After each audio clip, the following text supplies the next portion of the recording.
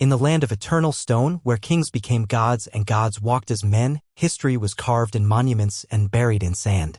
And yet, not all names survived the weight of time. Some were etched in gold and echoed for millennia. Others, powerful, mysterious, essential, vanished into silence. This is the story of one such name. A name almost lost, almost erased.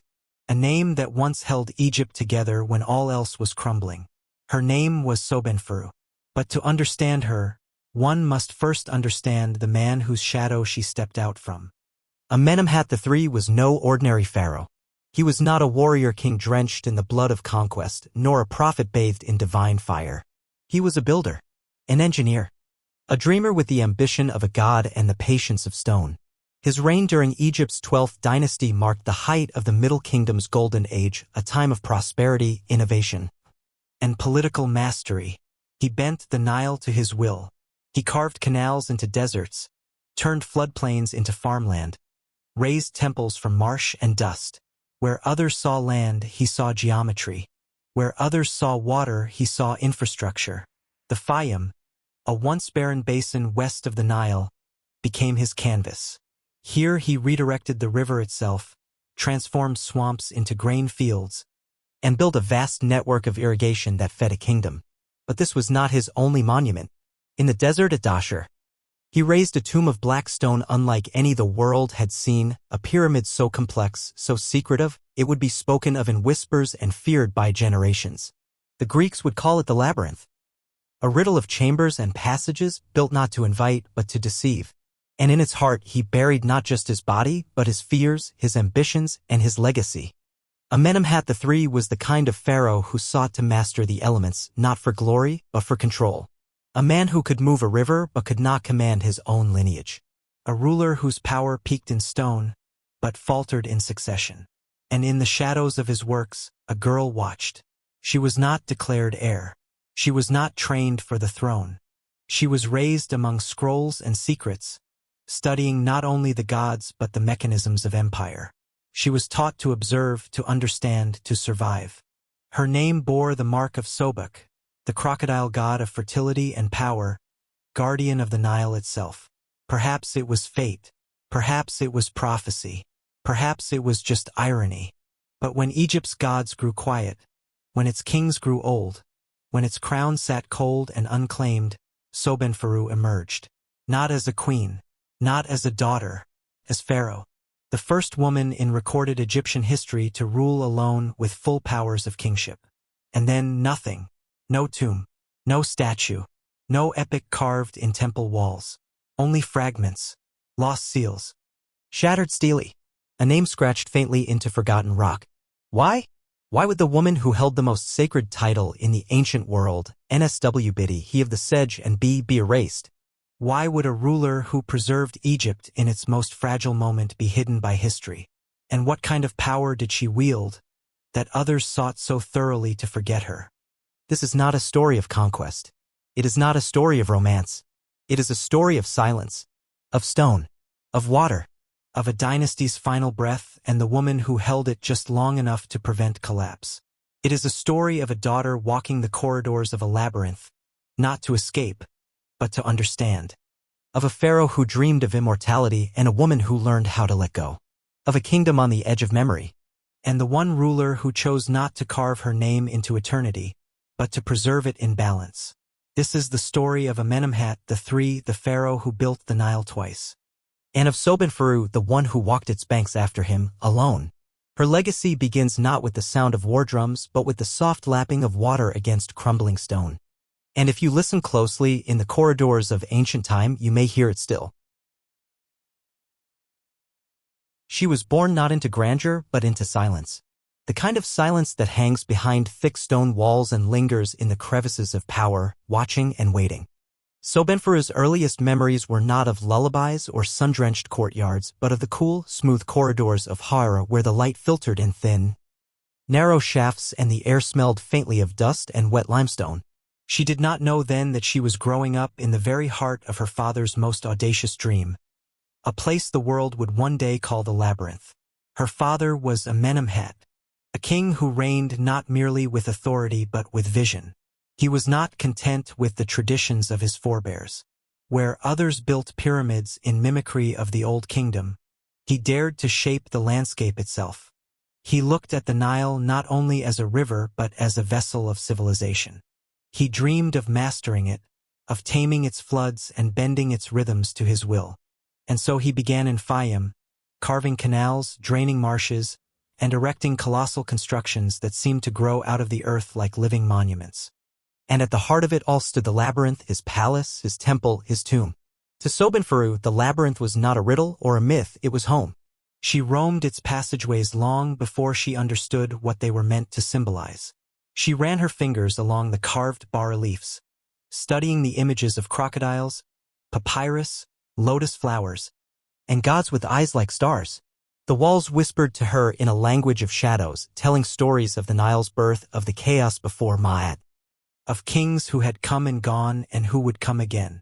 She listened even when no one else did, especially when no one else did. The court was a world apart.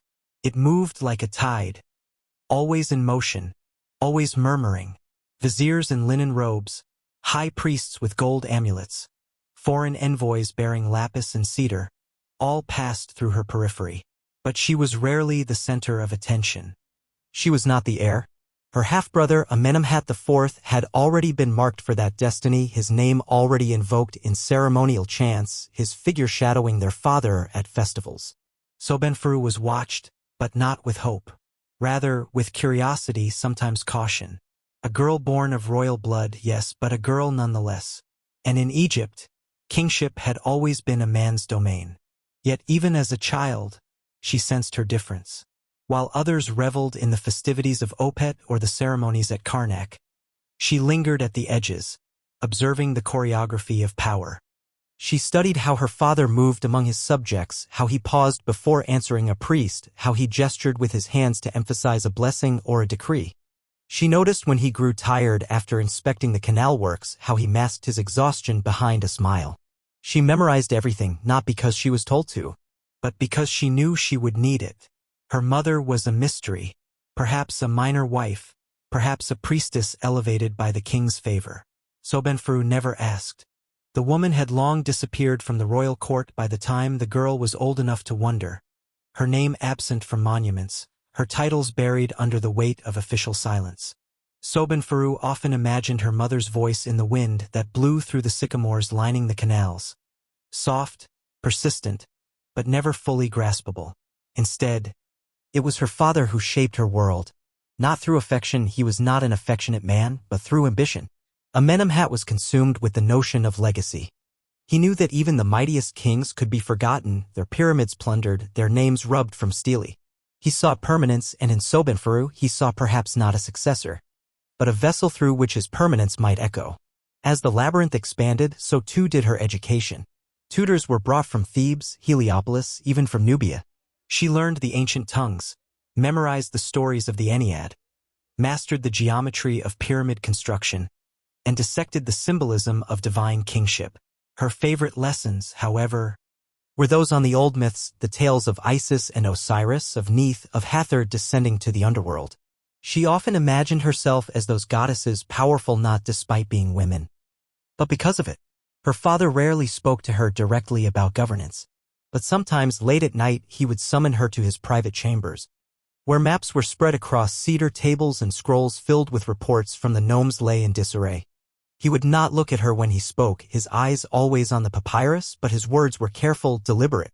He would mutter about rainfall in Elephantine or the latest crop tallies from the delta. Then, without turning his head, he would ask, "What do you see?" At first, she didn't know how to answer, but over time, she understood. He was testing her, not just her knowledge, but her instincts. And slowly, he began to include her more in audiences with architects, in quiet consultations with temple scribes. Always unofficial, always in the margins, but always present. And then there were the omens. Egypt was a land steeped in symbols, and the priests were quick to interpret every eclipse, every flood, every unusual birth. One summer, the Nile failed to rise as expected. The temple of Sobek in Shedet received reports of crocodiles behaving strangely, gathering in places they hadn't in generations. The high priest declared it a sign the balance of Ma'at was shifting. Some whispered that it was because the king had no strong male heir. Others, bolder still, began to speak of the girl in the labyrinth. Sobekneferu heard these whispers but did not respond. She learned that power was not only in words but in presence. She continued to walk the halls of her father's creation, learning their every turn and curve. She mapped them in her mind, not just as corridors of stone but as metaphors for her own existence. Complex, concealed, unending. It was within the labyrinth that she found herself. Not in the gilded chambers of the palace or the crowded festivals of the capital, but in the quiet spaces between, the archives, the hidden courtyards, the shadowed halls where footsteps echoed like memory. There she was not merely Sobekneferu, daughter of a king. She was a student of Egypt, a watcher of fate, a keeper of the in-between. Years passed. Amenemhat's hair grayed, his steps slowed, but his eyes remained sharp. He continued to build temples, canals, monuments to himself. And she remained by his side, never quite in the light, but never in the dark. A daughter not of love, perhaps, but of legacy. And the labyrinth waited, patient and eternal, guarding the secrets of stone, time, and the woman who would one day rule not by right but by necessity. Sobekneferu did not know then that history would forget her for thousands of years, that her name would vanish from most records, her monuments unbuilt or lost. All she knew was that the silence around her was not absence, but potential. She was the daughter of Amenemhat. She was the daughter of the labyrinth. There are kings who rule for the glory of their names, and there are kings who rule for the glory of their gods. Amenemhat ruled for the river. Sobekneferu came to understand this truth not in temples or scrolls, but through water, through the slow, deliberate way her father moved along the banks of the Fayum basin. Through the quiet reverence in his voice when he spoke of rainfall in distant cataracts, through the deep furrows that formed between his brows when the Nile's pulse grew irregular. He had inherited a kingdom stabilized by his father, Senusret III, and strengthened by years of war and reform, but Amenemhat would not be remembered for conquest. He would be remembered for hydrology. Fayum, once little more than marsh and seasonal floodplain, became his obsession. To most of Egypt, it was marginal land, swampy and capricious, dangerous during high floods and useless during drought. But to Amenemhat it was a canvas. He envisioned canals that would tame the seasonal inundation, redirecting it into controlled basins. He saw in the vast lake called Moeris a reservoir to hold the river's excess, to store life itself for lean years to come. He believed that the Nile could be multiplied, not literally, but functionally. He believed with absolute conviction that he could build the Nile twice. Sobekneferu first accompanied her father to the region when she was still a young girl. She remembered the ride across the desert, the shimmering heat, the cracked earth, the shimmering mirage of water that never materialized. But then, beyond the parched dunes, Fayum emerged, not lush, but becoming. It was not yet the green miracle her father envisioned, but the bones of that miracle were visible in scaffolding and trenches, in piles of bricks and barking overseers. Amenemhat did not ride through Fayum like a conqueror. He walked, his sandals dusty, his linen robes clinging with sweat.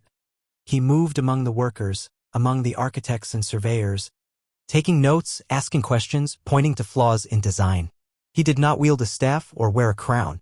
Instead, he carried a reed stylus and a wooden writing board. A king in the service of something larger than kingship. Sobekneferu watched, absorbing not only the details of construction but the way her father seemed to communicate with the land itself. He spoke of the soil as though it were a living thing, of the water as if it were a spirit to be reasoned with. The gods were invoked often, but not out of piety, rather out of tradition. Her father's true devotion lay in systems, irrigation cycles, catchment basins, floodgates. Where other pharaohs erected monuments to their lineage, Amenemhat erected infrastructure. The priests of Sobek, the crocodile god of the Nile and fertility, grew increasingly influential during this time. Sobek's cult had long held sway in the Fayum region, but now, under Amenemhat's patronage, their temples multiplied. Statues of the crocodile-headed god stood at the mouths of canals. His sacred pools flanked by hieroglyphs extolling the union of divinity and water. Sobekneferu noticed, with curiosity and perhaps something deeper, that her name too shared the god's root. Her connection to the rising cult was not coincidental, it was crafted. Though not yet heir, she was drawn into the religious dimensions of her father's engineering. She was brought to temple dedications, tasked with pouring ceremonial water at new sluices, instructed in the chants that invoked harmony between the Nile and the goddess Ma'at. These were not empty rituals. Amenemhat believed, as many did, that kingship was not only earthly authority but cosmic alignment. If the Nile obeyed him, then surely the gods were affirming his rule. And yet, the river did not always obey. In the 5th year of the king's major Fayum project, the inundation fell short. Not disastrously so, but noticeably. The waterline receded before the basins were filled. Crops struggled. Livestock numbers dropped. The priests muttered about bad omens. Farmers whispered that the land was angry. Amenemhat responded not with panic but with calculation. He summoned scribes, ordered new measurements, and began revisions to the canals themselves. The project would expand.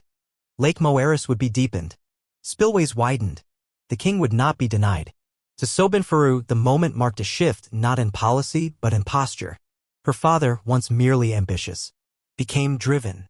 The failure of the flood was not simply a challenge to overcome. It was a threat to the very legitimacy of his rule. Egypt's prosperity was intimately tied to the river. A king who could not control the Nile was a king whose favor with the gods was suspect. Amenemhat doubled his efforts. More workers were conscripted. Supply chains stretched further south. New quarries were opened to support temple expansion. And with this acceleration came friction. The nobles of Thebes grumbled about resource allocation. Regional governors worried about labor shortages. Even the priesthood, usually loyal, began to question whether the king's reach exceeded his divine grasp. Sobekneferu stood at the edge of these tensions. Her education intensified.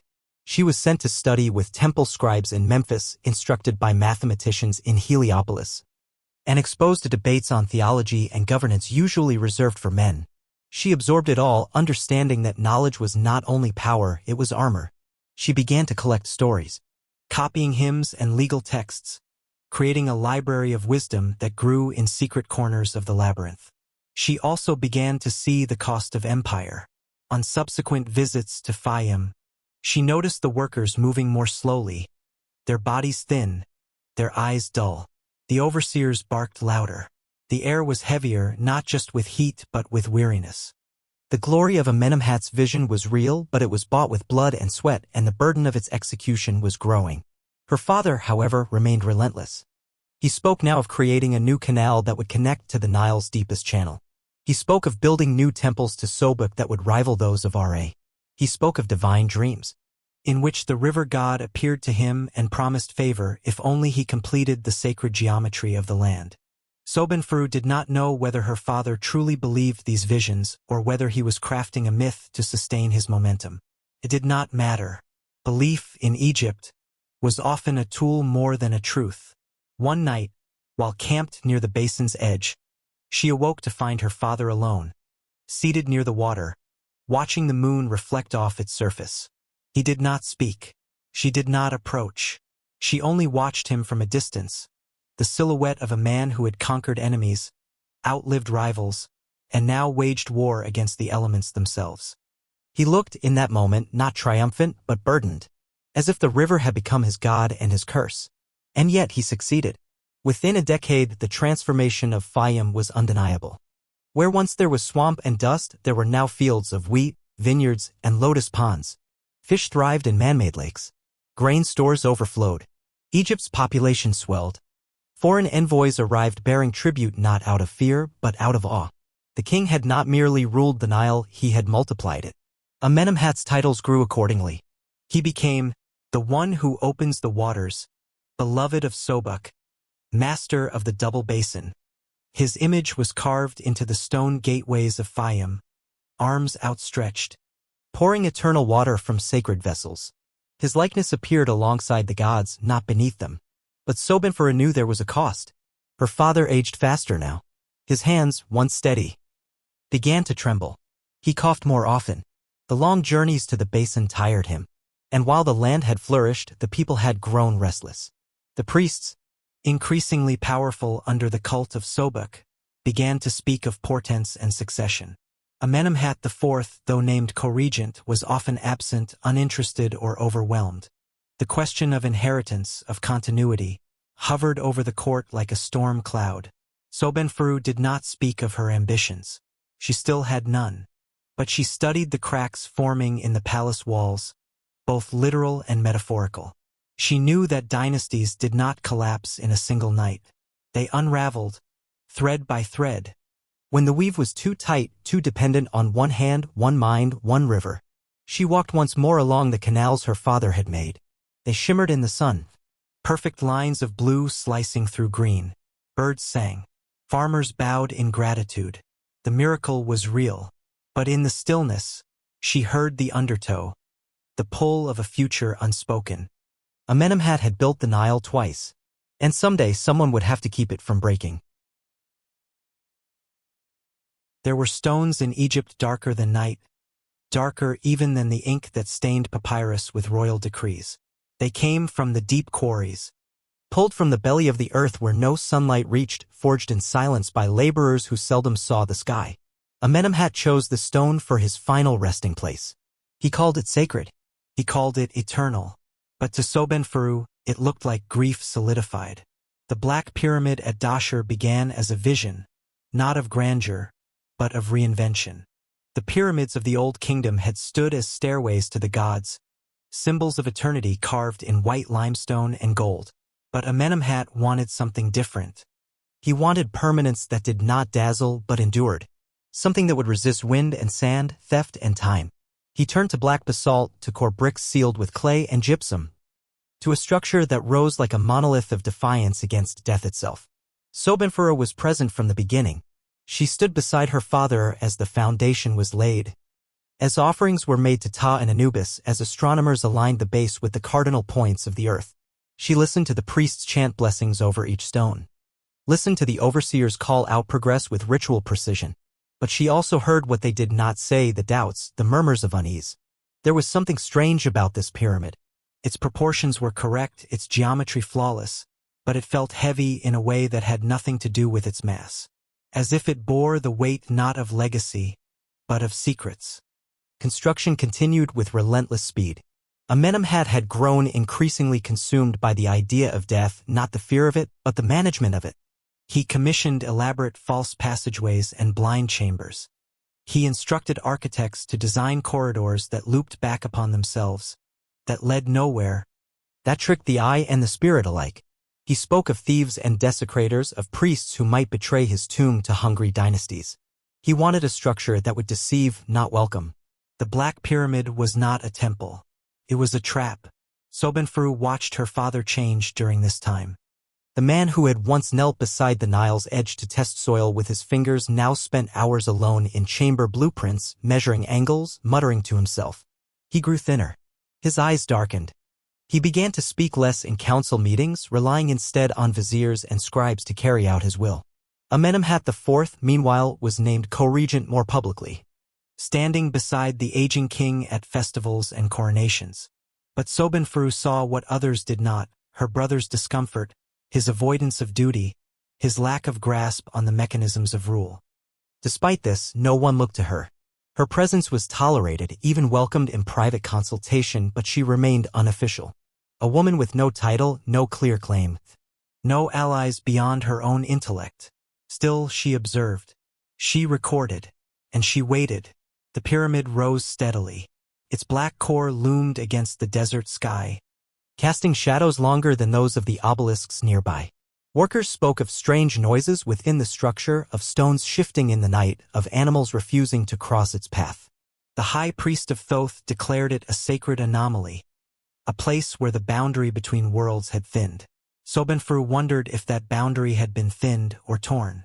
One afternoon, she was summoned to inspect the burial chamber's inner sanctum. Her father had requested her specifically. When she entered, the air was thick with heat and dust. Torches flickered along the walls, illuminating columns carved with protective spells, invocations to Anubis, and images of the king embracing deities with jackal and falcon heads. In the center of the chamber stood the black sarcophagus, not yet sealed, but ready.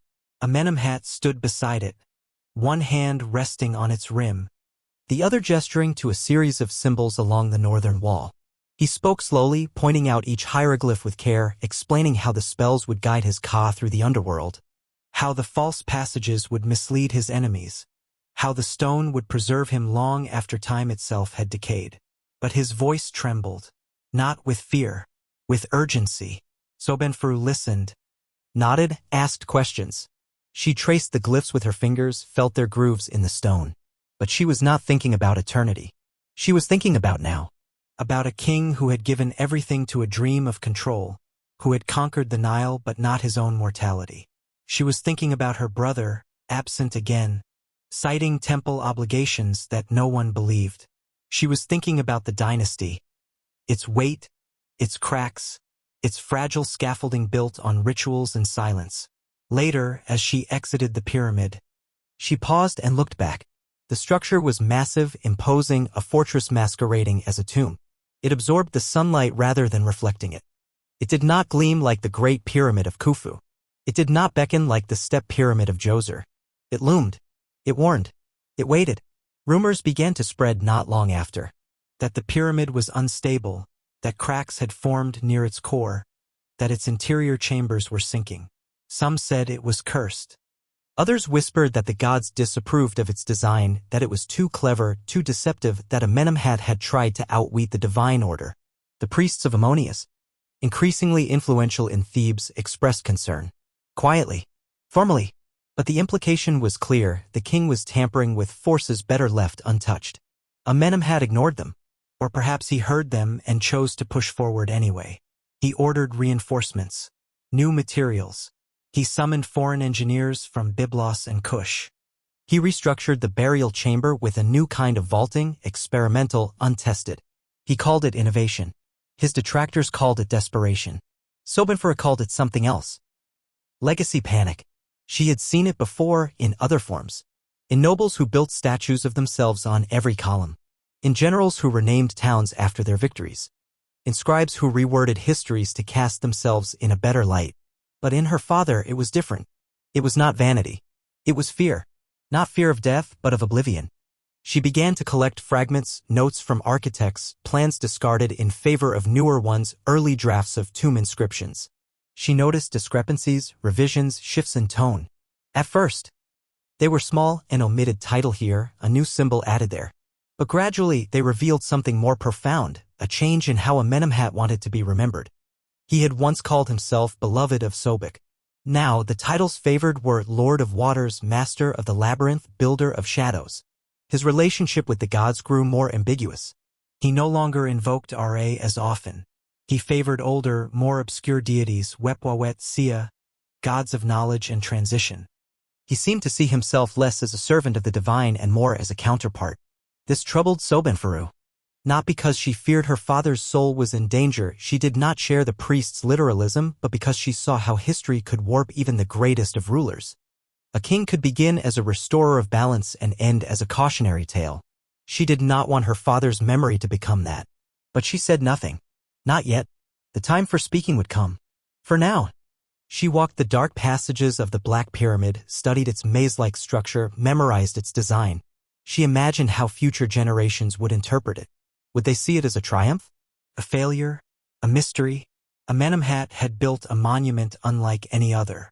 A tomb not to invite remembrance, but to resist erasure. In doing so, he had created a paradox. The more he tried to control how he would be remembered, the more he ensured he would be misunderstood. And Sobekneferu, his daughter, his student, his shadow, watched and learned. The black stone whispered not of immortality, but of anxiety. The white lies carved into its core told stories not of divine glory, but of human desperation. In the silence of that place, she saw the future forming. And she knew the labyrinth was not just beneath their feet. It was within them all. The first time Sobekneferu saw her brother seated beside the king in public procession, the crowd erupted in a ceremonial cheer, measured, practiced, hollow. Flowers were scattered in the air. Drums sounded from the temple courtyards. Priests anointed the space with sacred oils and recited the lineage of pharaohs past. And beside them Amenemhat IV sat stiffly. A painted figure more than a ruler, an echo of the king still living. Amenemhat did not look at his son during the ritual. His eyes were fixed on the horizon, on the rising smoke from the offering fires. Sobekneferu stood farther back, in the shadows of a column, draped in formal linen, her arms crossed with the quiet dignity of someone used to being unseen. She knew the theater of power well enough to recognize its desperation. Her brother had been named co-regent, but he was no extension of the king's will. He was a placeholder, a name to fill a space, a crown waiting for a head that could carry it. Amenemhat IV lacked what their father possessed in abundance. Force. Not physical strength, but gravitational weight, the kind that bent the court around him like reeds around a current. Her brother spoke in soft tones, hesitated in decisions, deferred to viziers even in matters of ritual. He did not challenge, he complied. In the quiet corners of the palace, servants whispered that he had no fire, that Ma'at had passed over him in the divine lottery. Still, the rituals continued. The transition had to be seen, if not believed. Egypt had always functioned as much on appearance as on substance. And so Amenemhat IV was painted into murals, named in hymns, his cartouche carved beside his father's in tomb walls and temple gateways. But Sobekneferu knew the truth. Co-regency was a fiction maintained by momentum. The king still ruled. And beneath the surface, uncertainty festered. She withdrew further from court life during this time. The palace had become a place of performance, and she was tired of playing audience to a farce. Instead, she immersed herself in the libraries, those hidden annexes of the labyrinth where knowledge slept beneath dust. She compiled administrative records, read ancient treatises on divine succession, analyzed flood cycles dating back to the 5th Dynasty. She even copied the dreams recorded by the priests of Ra, symbols of prophecy wrapped in metaphor and fear. She was not preparing to rule. Not yet, but she was preparing to understand. Meanwhile, the court began to fracture. The viziers aligned themselves along invisible lines, some clinging to the old king's authority, others currying favor with the co-regent in anticipation of his sole reign. The priesthood grew more vocal, especially in Thebes, where Ammonius' temples swelled with gold and offerings. In Memphis, the old military families grew restless, unsure if the new prince could protect Egypt's borders or even maintain the grain routes to Sinai and Kush. Foreign emissaries arrived less frequently. Tribute slowed. Trade routes then began to falter. His hands trembled more visibly now, and his voice cracked when giving public blessings. Yet he refused to abdicate. He refused to retreat. He was still building, still revising canal systems, still altering temple inscriptions, still demanding reports from every nome, every granary. But he did it from within the labyrinth, surrounded not by family but by paper and stone. There were moments, fleeting, rare, when he would summon her. Never publicly, never with fanfare. A quiet message from a eunuch, a nod from a trusted guard, and she would be led through the twisting corridors to the innermost sanctums of the palace. There, amid scrolls and unfinished plans, the king would speak of things no one else heard. He would speak of his dreams, nightmares of sand swallowing the pyramid, of the Nile reversing, of temples sinking into silt. He would ask her what she saw when she looked at Egypt. She would answer honestly even when it displeased him, perhaps especially then. She knew he valued her counsel, but he would never say it aloud. He was a man of stone, not softness. He had been raised in the shadow of gods, molded by war and governance, incapable of expressing affection in any form other than function. So he taught her, not in lectures but in riddles, in questions, in exposure to the machinery of the state. He fed her silence and watched what she did with it.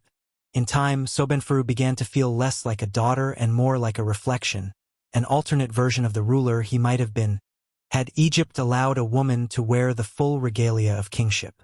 The idea was unspoken, but it hovered in the air between them. They both knew it, they both feared it, and they both avoided it. The tension between the official and the inevitable grew. Amenemhat IV, now appearing more frequently in religious ceremonies, began to assert himself in small ways, overruling minor tax policies, redirecting shipments from temple storehouses. But his actions were hesitant, inconsistent, sometimes contradictory.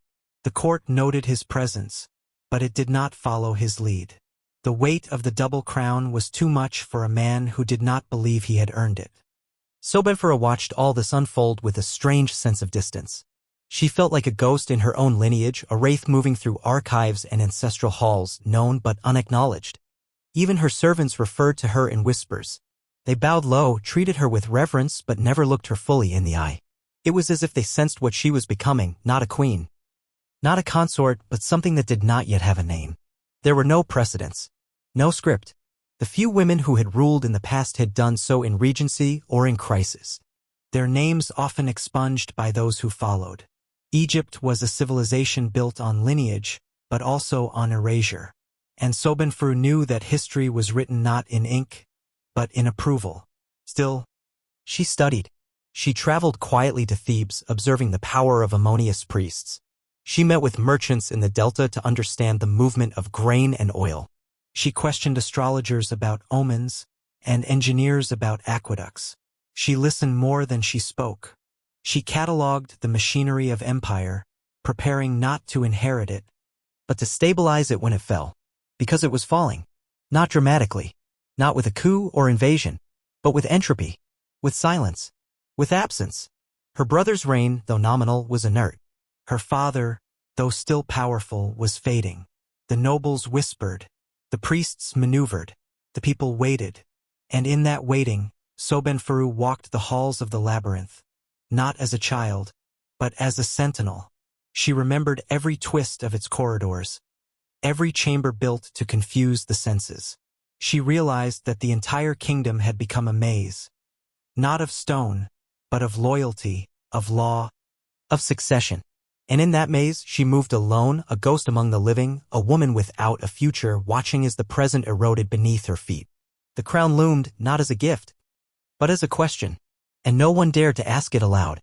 Not yet. The first drought did not begin in the river. It began in the sky. The year was marked by a sun that lingered too long, that baked the earth until it cracked like ancient pottery and turned green fields into dust. Priests consulted the stars and found no clear signs. Farmers dug deeper channels, but the water failed to rise. The Nile, once the steady heartbeat of Egypt, pulsed weakly, as if gasping for breath. It was not a catastrophe, at least not yet. But it was enough to begin a slow unraveling. Sobekneferu felt the change before others spoke of it. She walked the banks of the canals her father had engineered and saw the silt building up where flow had once been constant. She saw lotus flowers shriveling before they could bloom. She saw fishermen returning with empty nets and children staring hungrily at fields that should have fed them. The empire still functioned, but it no longer thrived. It endured, because the people had known hunger before and they would know it again. But it was different now. This hunger came not from war or neglect, but from silence. A silence that echoed from the palace itself. Amenemhat no longer rode through the gnomes as he once did. His body, once wiry and quick, had grown frail. He coughed often. His hands, once stained with ink and earth, now trembled even when still.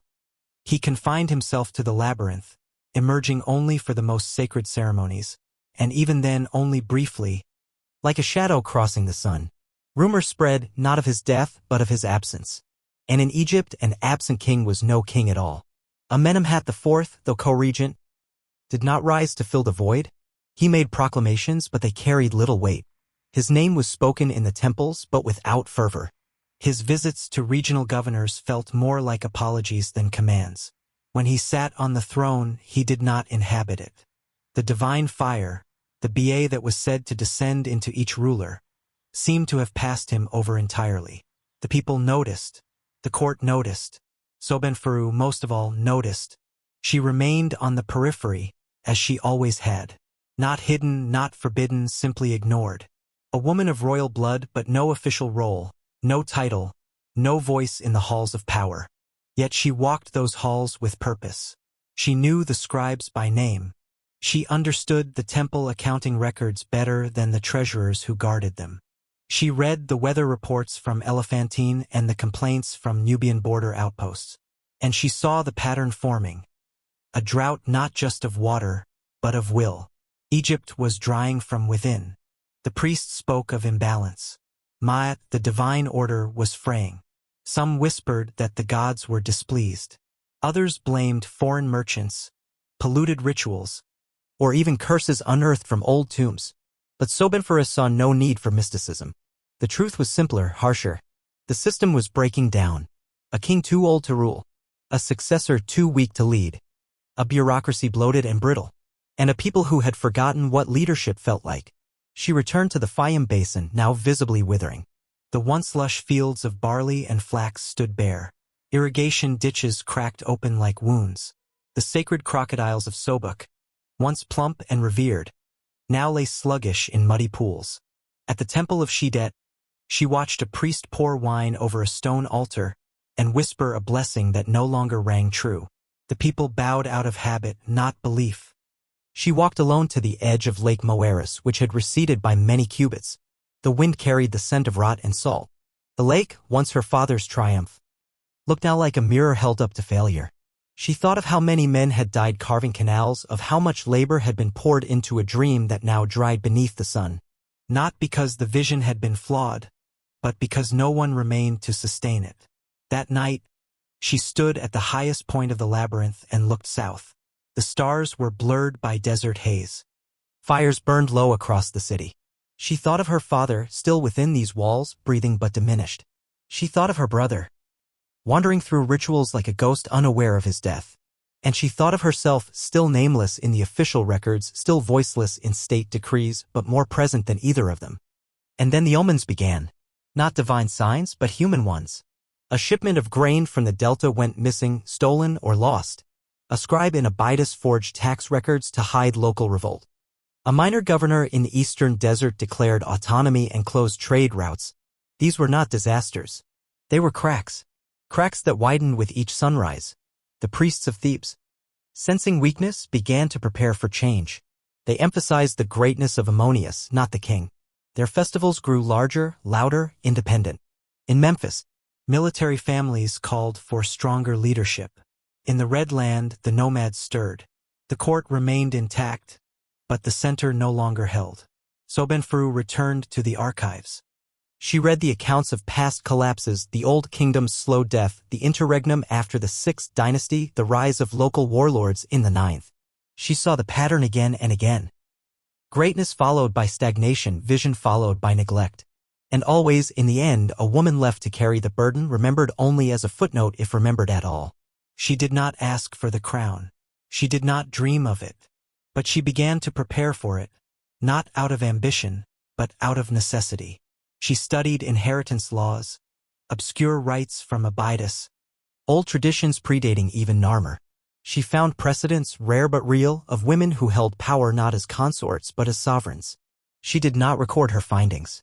She did not speak of them. She folded them into her thoughts like a map into a robe, ready when needed. And still, the drought continued. The Nile rose late and fell early. The markets grew tense. Offerings diminished. The gods grew quiet. Her father, now rarely seen, called for her one final time during that season. She sat beside him in the inner chamber of the labyrinth, where the air was thick with cedar oil and ancient incense. He did not speak of the kingdom. He did not speak of death. He only said, "It is yours to hold if it must be held." She did not answer. There was nothing to say, because she already knew. And so did he. The death of a god is never announced. It is whispered. The morning Amenemhat died, the sun rose as it always had, steady, blinding, indifferent. The Nile flowed, though weakly. Birds sang along the sycamores lining the palace avenues. And the palace remained still, holding its breath like a body waiting for the heart to stop. No trumpets sounded. No morning chants rang from the temple walls. The news moved first in glances, then in silences, then in bowed heads. The king was gone.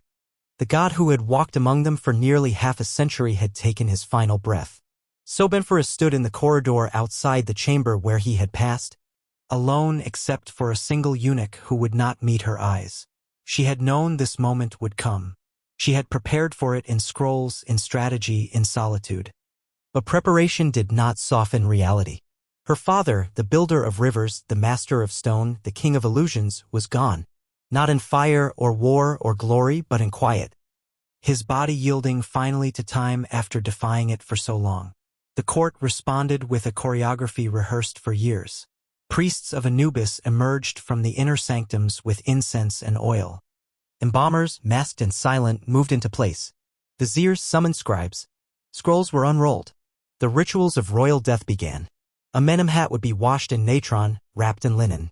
entombed within the black heart of his own creation. The Black Pyramid, long prepared and long feared, would now receive its master. And still no one spoke of what came next. Amenemhat IV ascended, but not as a king born into power. He ascended like a shadow rising behind a fading flame.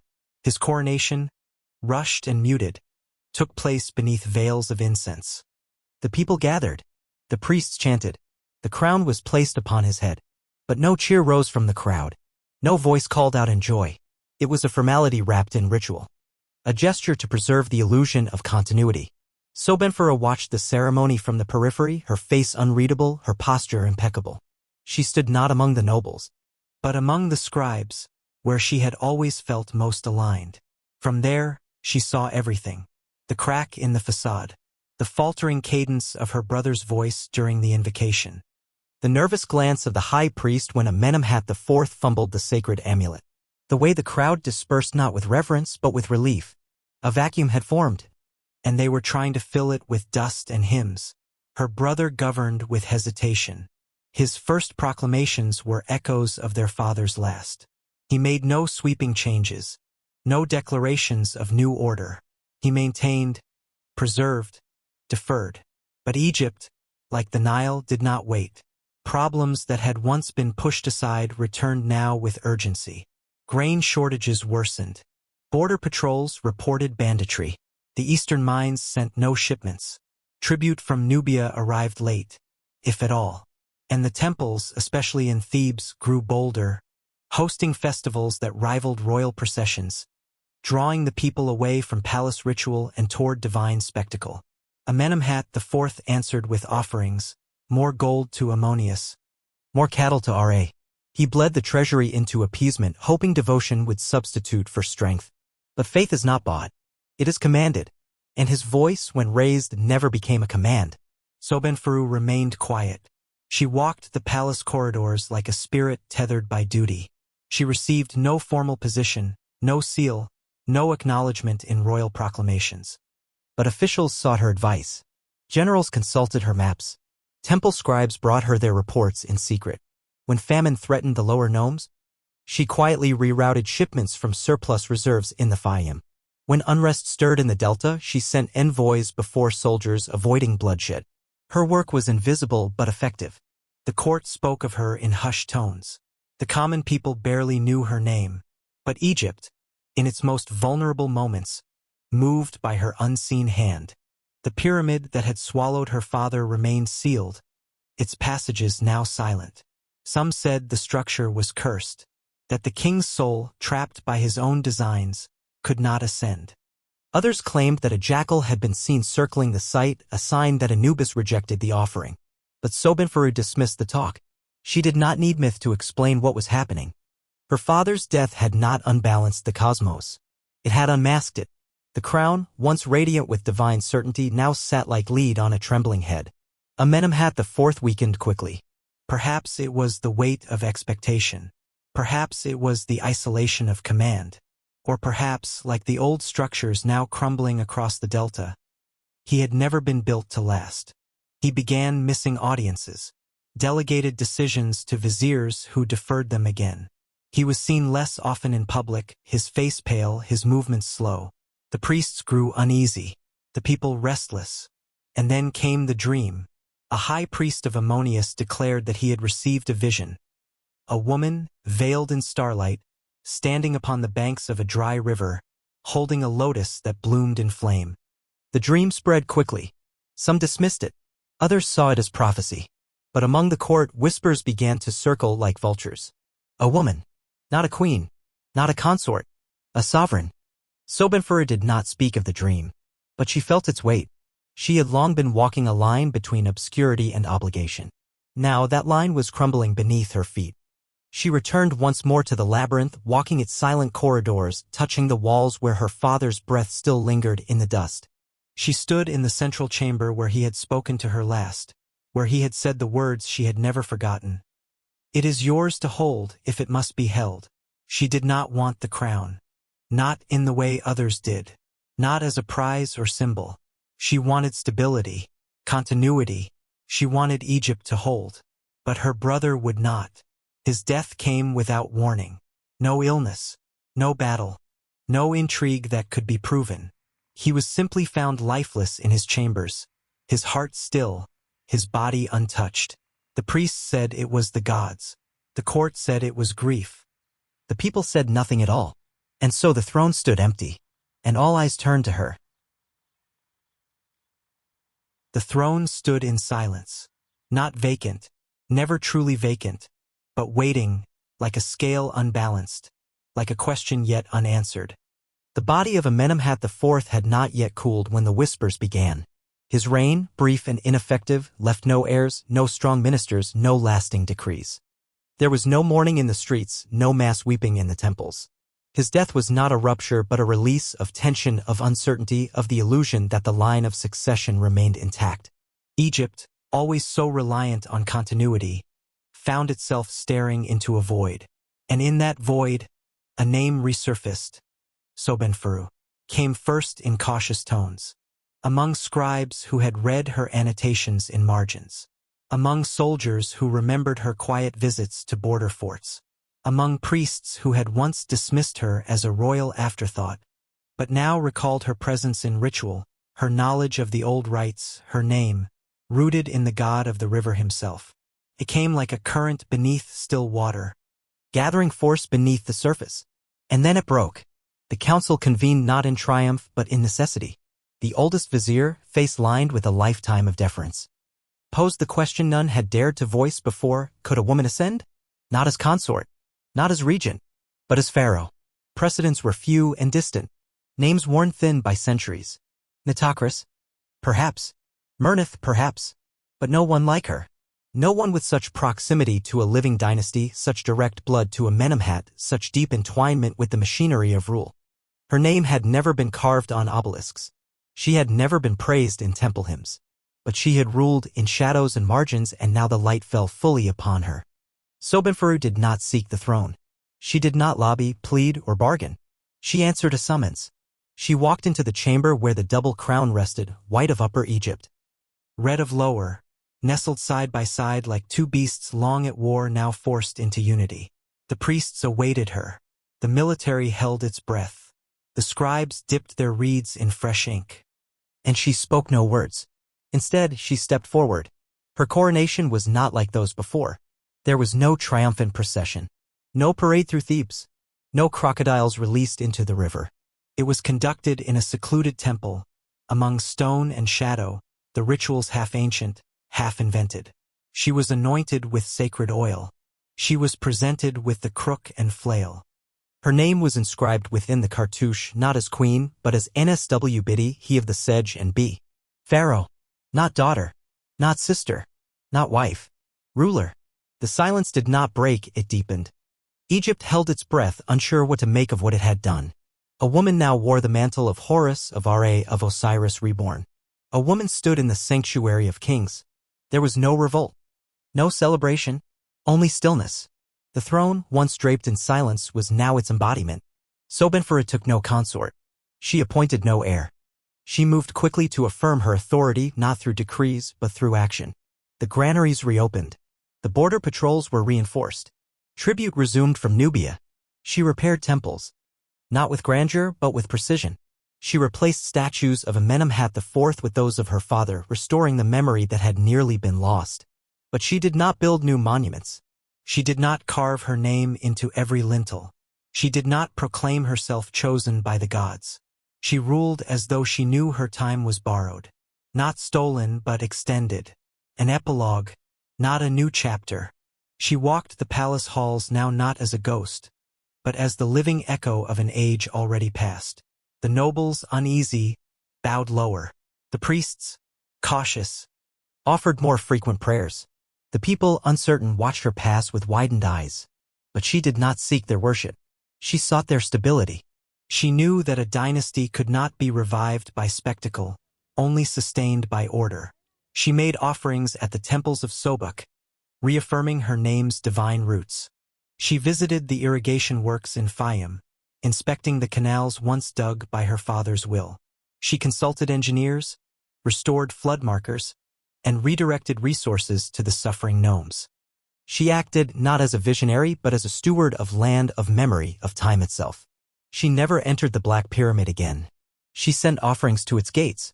She maintained the priests assigned to its care. But she kept her distance. Whatever rested within, be it her father's body or his obsessions, no longer guided her steps. She had learned all she could from the dead. Her reign lasted only a few years. Long enough to calm the waters, short enough to avoid being seen as permanent. She issued decrees sparingly. She minted coins with modest likenesses. She approved the construction of one small temple in the north, its inscriptions humble, its size barely sufficient to be noticed. And she preserved. More than anything, she preserved. In the hush of her rule, Egypt remembered how to breathe.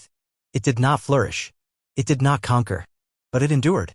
And one morning, as quietly as she had risen, she vanished. There was no public death, no grand funeral. No tomb has ever been found bearing her name. No pyramid bears her seal. Some said she retired to the Labyrinth, vanishing into the stone she had once wandered as a girl. Others claimed she drowned in the Nile, swallowed by the god she was named for. Still others insisted she never died at all, but dissolved into legend, a name too strange for official lists, too inconvenient for lineage.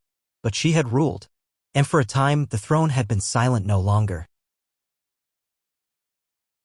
The river never stops.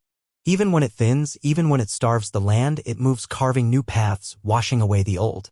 Power, Sobekneferu had come to understand, was like this. Not a throne to sit upon, but a current to navigate. You could not hold it. You could only move with it or be drowned beneath it.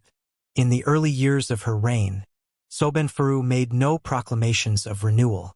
She did not promise a golden age, nor invoke gods to sanctify her authority. Egypt had no appetite for glory. It wanted consistency. She offered it in the language of grain and silence. Her first acts as pharaoh were not dramatic. She commissioned a census. She sent emissaries to the delta and the southern frontier to reaffirm local loyalties. She had storehouses inspected, grain remeasured, roads cleared. Her ministers reported back with efficiency, if not enthusiasm. They were not loyal, not yet, but they were obedient, and that was enough. She returned often to the Fayum, not in ceremony but in solitude. She walked the banks of the receding canals her father had built, the channels that once fed fields now half abandoned. The old lake still shimmered under the sun, but its edges had shrunk. The water was slower, its song quieter. She dipped her fingers into it and felt not failure, but the fatigue of a land long overused. The gods had not cursed the river. The people had. Through neglect, through ambition, through the delusion that nature could be made permanent. She did not curse them for it. She understood it too well. At Shedet, the priests of Sobek welcomed her with offerings and reverence. They bowed, chanted, invoked her name alongside that of the crocodile god, calling her daughter of the waters, bearer of balance. She allowed it, not because she believed it, but because the people needed to. In Egypt, ritual was not truth. It was order, and order had to be upheld, even if built on quiet pretense. She rebuilt what she could. Minor temples were restored. The flood basins dredged. Roads leading from the Red Sea were repaired to support trade.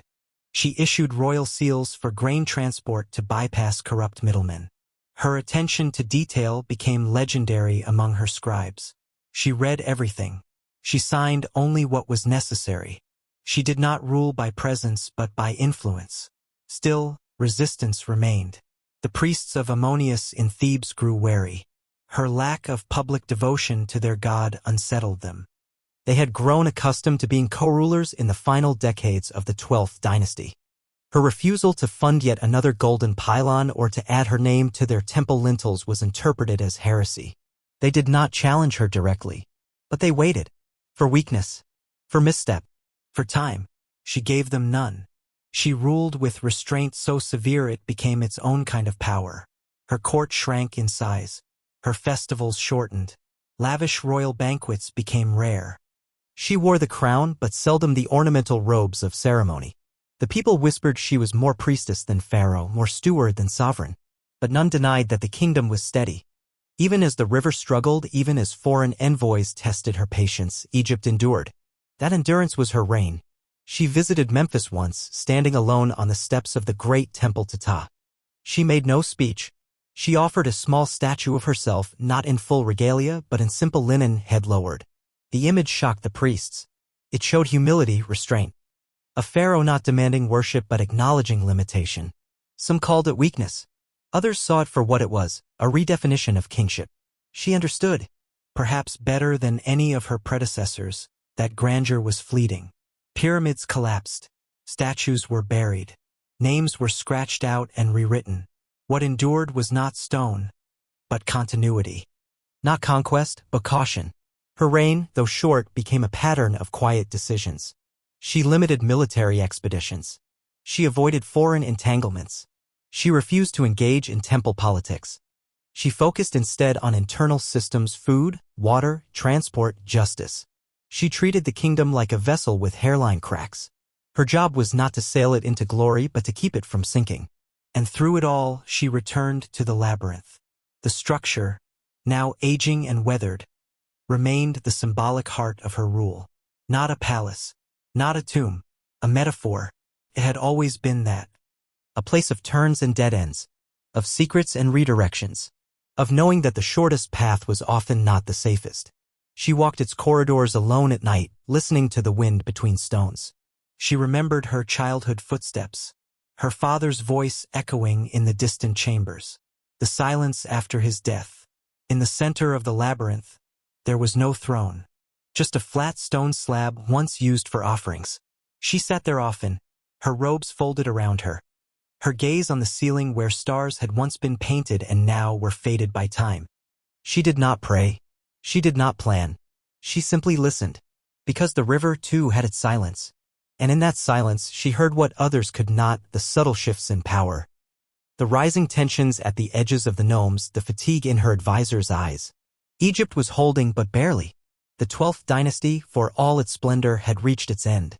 Not in fire, not in collapse, but in erosion. And Sobekneferu knew she was the last stone holding the arch together. She wrote no successor's name. She called no heir. She knew what would follow, but she did not fear it. When asked once by a high priest why she had not ordered a pyramid for herself, she answered, "Only because I have no need to be remembered." And yet she would be. Not in monuments, but in memory. In the way the canals still carried water long after they ceased to be perfect. In the way the scribes still copied her decrees without embellishment. In the way the labyrinth, long after her passing, would remain a place of questions without answers. She was not the river. She was the one who kept its banks from breaking. There is a kind of death that comes not with the stilling of the heart, but with the closing of a record. When Sobekneferu vanished from history, there were no cries in the streets, no monuments raised, no epic tales woven into the walls of temple sanctuaries. The scribes did not record the date of her passing. No burial site has ever been found. No tomb bears her name. The woman who once wore the double crown of Upper and Lower Egypt disappeared as though she had never reigned at all. The 12th Dynasty ended with her. Not in revolt, not in conquest, but in erasure. Some say she died in the labyrinth, her body sealed behind one of its countless false walls, entombed in the very riddle her father had built. Others believe she drowned in the Nile during a solitary pilgrimage, swallowed by the god she was named for. There are fragments, unconfirmed inscriptions, lost passages, damaged reliefs suggesting a short reign followed by confusion, a scattering of official seals bearing her name, a damaged stela tucked in the ruins near Heracleopolis. Nothing definitive, nothing firm. And perhaps that was her intention. Sobekneferu had never ruled for legacy. She had ruled to preserve, to endure, to buy Egypt time. She had not named a successor because she had no illusions of dynasty. The house of Amenemhat had run its course. Her father had built rivers and pyramids. She had built silence. Her brother had failed to hold the flame. She had carried the embers in her hands until they cooled, and then she let them fall. What followed her was not immediate chaos. The 13th Dynasty rose in her place, hastily, awkwardly. Kings came and went in rapid succession, many reigning for only months. Power became fragmented. The priesthood grew bold. Foreign powers eyed the fertile kingdom with new ambition. Egypt entered what would later be called the Second Intermediate Period, a time of fragmentation, uncertainty, foreign rule. A time when the name Sobekneferu was not merely forgotten. It was buried, and yet the shape of her rule remained. For years after her death, the systems she stabilized endured. The canals in Fayum continued to irrigate. The temple tax codes she restructured remained in place. The temple of Sobek in Shedet retained her liturgical adjustments. Scribes continued to copy her decrees. She had shaped the bones of a nation, even if her face was scratched from its surface. In the halls of memory, some names echo forever: Tutankhamun, Ramses, Cleopatra. Others are washed away like footprints at the edge of a flood. Sobekneferu left no colossal statues, no golden mask, no love story to dazzle poets. What she left behind was subtler. Continuity in the face of collapse, restraint in the age of extravagance, clarity where others sought control. And for centuries, even that would be forgotten. It would take millennia for her name to rise again. For archaeologists to stumble across royal seals bearing her titles. For scholars to recognize the strange feminine endings in forgotten cartouches. For historians to wonder, who was this woman who ruled as Pharaoh in her own right? What dynasty did she end? What order did she preserve? And what price did she pay to do so? They would find her name eventually, on a ruined tablet in a half-collapsed temple wall, its inscription incomplete. They would debate the pronunciation, the meaning, the significance. Some would say she was the daughter of Amenemhat. Others would say she was his sister. Some would question whether she had truly ruled. Others would point to her titles, her seals, the evidence embedded like shards in a broken vessel. But even as they pieced her back together, one truth remained: her story could never be fully known. Because she had not built it to be remembered. She had built it to hold. She had walked the labyrinth not to escape, but to anchor the walls. She had stood beside the Nile not to command it, but to endure with it. She had worn the crown not as a symbol of triumph, but as a shield against time. And when her task was done, she had left, leaving behind no pyramid, no mausoleum, no eulogy. Only the echo of stability in a world rushing toward disintegration. Sobekneferu was not erased by history. She let it forget her. Because she knew that the river would rise again. Because she knew that someone, someday, would find her name carved faintly into the stone. And remember,